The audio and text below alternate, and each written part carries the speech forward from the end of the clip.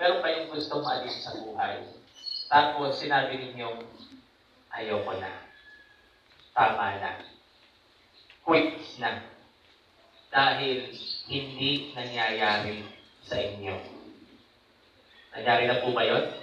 Yung sinabi niyong, huwag na lang. Pagod na ako. Diba?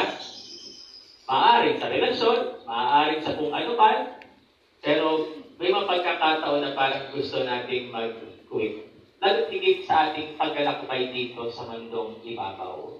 Kaya nga di ba yung iba, kapag nagkakaroon ng depression, saan sila tusukam? Saan sila humahantong? Sa pagpapatiwakal. Diba? Tama na. Ayoko na. Hindi ko na makita ang liwanag. Maaari kong ang experience nung 3 bago na naghahanap kay Jesus ay hindi naging madali. Kung atin pong titignan, wala pong kasiguruhan. Yun pong pagtingin po doon sa tala, yun po ay leap of faith talaga. Diba? Kasi kung paano mo i-interpret, ang dami namang tala. Pero sabi nga, naninigkad yung talang yun at gumagalaw.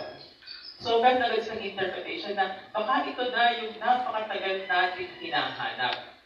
Ilang dekada na po ang kanilang paghahanap at paghihintay sa Mesiyas. Napakatagal po, hindi po yung isang tiktok lamang. At marahil po sa paglalakbay po nila, may mga gusto na mag-give up. Tama na, mukhang di darating ang Mesiyas. Wala pa rin senyal na pinapakita sa atin. Pero tingnan nyo rin po sa karanasan din natin, di ba ganito din? Halimbawa, may mga, alam po, merong nangyari dati sa Venezuela.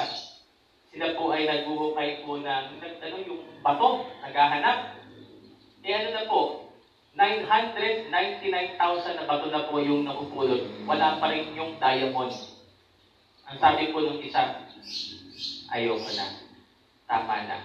Pero meron siyang kaibigan na nag-iisang nag-encourage. Lahat, ayaw na rin. Bakit hindi mo pulutin yung pag-1 milyong bato?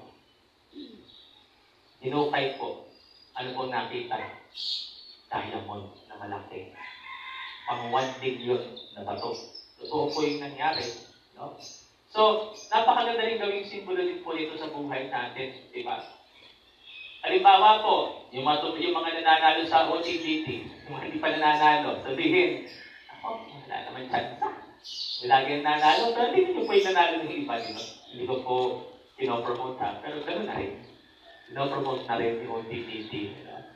Mga kailan sila, pero tingnan nyo, may iba pa nga daw, narinig ako na parang pinilit pa na bumili. Ayaw bumili. Ayaw.